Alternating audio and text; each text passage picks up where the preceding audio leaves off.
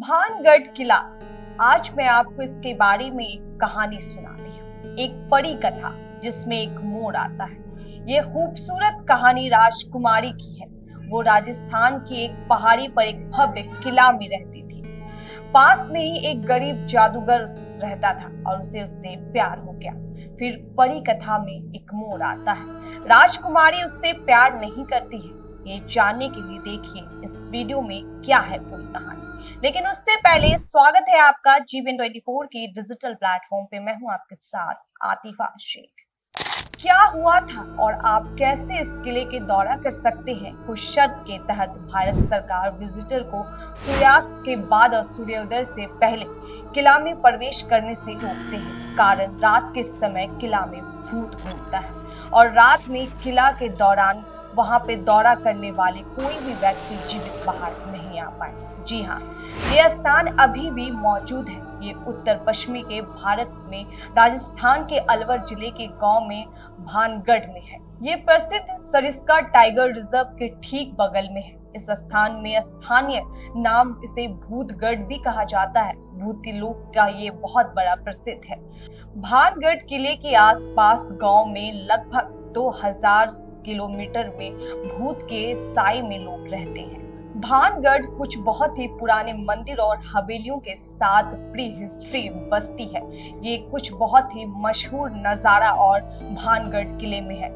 16वीं शताब्दी में अमूर में जयपुर के कछवाहा राजपूत राज के राजगढ़वा दशा में राजा राज भगवत दास ने इस शहर की स्थापना की थी।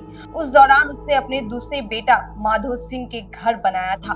उसके बड़े भाई मानव सिंह पार्थम और मुगल सम्राट अकबर की सेना में से नजर थे और उसे अकबर के प्रसिद्ध नवरत्न में से एक थे।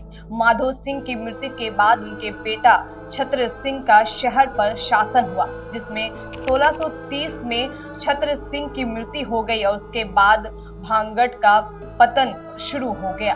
भानगढ़ के पतन शुरू हो गए और छत्र सिंह के पुत्र अजब सिंह ने इस पर शासन किया और अजबगढ़ के नाम को एक किला बनाया था। उन्होंने छत्र सिंह के मृत्यु के बाद भानगढ़ पर हमला किया और उनकी सौतेली बहन रत्नावती और उनकी सेना पर को मार डाला। इसके बाद मुगल राज्य में औरंगजेब की मृत्यु हो गई और उसके बाद मुगल कमजोर हो गया। 1720 में पड़ोसी राज और राज के मान सिंह के पुत्र राजा सिंह ने द्वितीय के भानगढ़ में अपने क्षेत्र में मिला लिया और फिर आखिरी काल में आई 1983 के बाद अकल। तब से यहाँ पर शहर की हाल दिन ब हाल प्रतिदिन बिगड़ती चली गई। ये एक साधु जो पास में ही एक गुफा में रहते थे और अपना समय लगाव में एक ध्यान में बैठाते रहते थे। पास के आंतरिक की छतरी के नाम पर एक छोटे से पत्थर के झोपड़ी में रहते हैं। जब राजा माधो सिंह ने अपने किला का विस्तार करना चाहा तो साधु ने उसे राज्य का विचित्र बताया और उन्हें इससे कोई परेशानी नहीं होगी। हम भारतीय और नाटक के प्रति काफी लगाव है। इसे सोचने वाली बात होगी कि वो कैसा होता है। युवा माधु ने बूढ़ा से वादा किया कि इसके लिए नए किला का छाया भी कभी मुगल पर नहीं पड़ेगी। निसंदेह सूर्य से कुछ और भी विचार थे। सर्दियों से छाए लंबी हो जाती है और गुफा में कुछ लगती है और जो आक्रोशित साधु बाबा नाथ ने शहर और उसके लोगों को शपथ लिया था कि वो कभी भी अपने घर पर छत पे डाले गए छत नहीं बन पाएंगे। इसलिए अब तक भी कोई भी घर बनाता है तो उसके घर पे छत नहीं रह पाता है। मुझे दूसरी कहानी पसंद है जो खुद एक तरफा प्रेम कहानी की तरह बात करती है। भानगढ़ की खूबसूरती राजकुमारी रत्नावती राज छत्र सिंह की छोटी बेटी के पास ही सिद्धांत के नाम पर एक आंतरिक रहता था। वो राजकुमारी से प्रेम करता था। दुर्भाग्य वाली बात यह है कि ये एक तरफा प्यार था। एक बार बाजार में इत्र के खरीदने के समय उनकी मुलाकात रत्नावती की नौकरानी से हुई। उसे इत्र पर काला जादू किया था। जैसे ही राजकुमारी पर उस इत्र का इस्तेमाल करती है तो उसे और आकर्षित हो जाती है। रत्नावती इसके बारे में पता चलता है तो वो बोतल को खिड़की से बाहर फेंक देती है। बोतल एक चट्टान पर जाकर टूट गई, जिसके आंतरिक वो आकर्षित होकर उस पर लुढ़क गई और उसे कुचल दिया गया।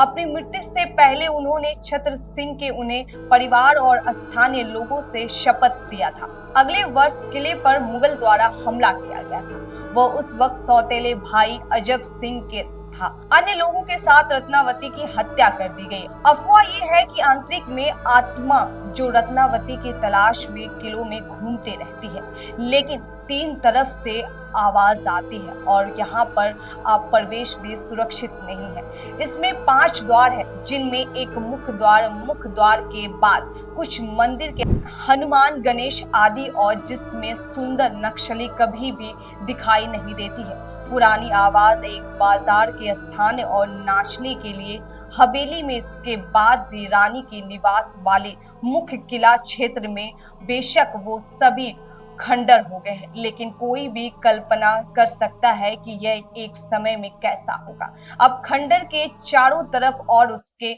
आर पार बड़े बड़े दरवाजे हैं जो अभी भी जिस पे डरावने हो गए हैं, कुछ हद तक बेहतर है स्थित है। यहाँ पे एक खूबसूरत बराबरी से मंदिर है जो किले की पूरी तरह से खंडर हो चुका है। इसकी अभी तक 3 मंजिल है।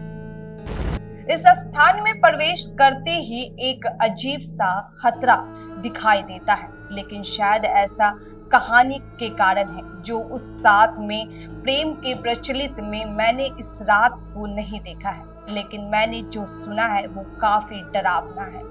खास करके किले के कुछ हिस्सों में, जैसे रानी का निवास क्षेत्र, भाटगढ़ किला को भूता किला कहा जाता है और होने वाला काल्पनिक भूत प्रेत की कहानियों पर प्रचलित मात्र एक ऐसा समझे कि खास कर गतिविधि की कहानी रही है। रात में किले के खंडर से हंसी और संगीत और नाच और हत्या जैसी आवाज भी गूंजती है। ये कहानी इस घूमने की कहानी है जो आकर्षित कर बन जाती है। ऐसी कहानियां भी है जिसमें ऐसा लोग शामिल है जो रात में वहां गए हैं फिर कभी लौट कर नहीं आ पाए। शायद ये रहस्य के प्रतिनिधियों में से मारे जाए गए हैं। वास्तव में ये अगर नियमों की बात करें तो सरकार भी भूत प्रेत कहानी पर अभी यकीन करते हैं। ये किला भारत के संस्था ASI के अधीन के किला द्वारा पर ASI साइन बोर्ड कानून बताया करता है कि सूर्योदय से पहले और सूर्यास्त से के बाद किला में प्रवेश की अनुमति नहीं दी जाती है। यहाँ तक कि ग्रामीणों को भी सूर्य के बाद अपने जानवरों को यहाँ पर चराने की अनुमति नहीं दी जाती है। इसलिए आपको किले के द्वारा केवल सुबह 6 बजे से शाम 6 बजे तक ही आप प्रवेश कर सकते हैं। ये है भानगढ़ किले की कहानी। हमें आप कमेंट बॉक्स में जरूर बताएं क्या आपको ये कहानी पता थी। अगर नहीं तो हमें कमेंट बॉक्स में जरूर बताएं और आपको ये कहानी कैसा लगा है ये भी जरूर बताएं। अभी के लिए बस इतना ही। हम ऐसे ही और जानकारी के साथ आपसे फिर मुलाकात करेंगे, लेकिन तब तक के लिए दीजिए इजाजत। नमस्कार।